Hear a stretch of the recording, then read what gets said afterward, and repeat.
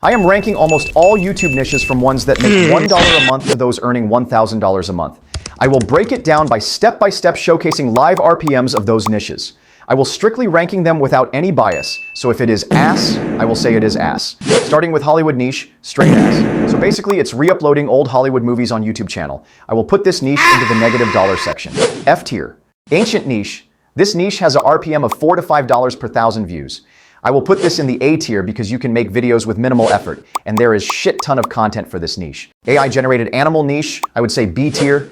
This niche has RPM of $3 to $4 and only require minimum effort, but this niche has shit ton of competitors, so getting an instant jumpstart will be harder. Celebrity news, this niche is basically where you post about the latest rumors and controversies of celebrities. This niche has a RPM of $3 to $5 per 1,000 views, but you have to be frequently uploading content quicker than your competitors. C tier.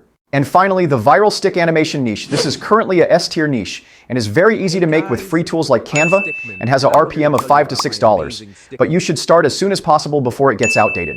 So, that's all. Let me know if you need anything else. And please consider subscribing.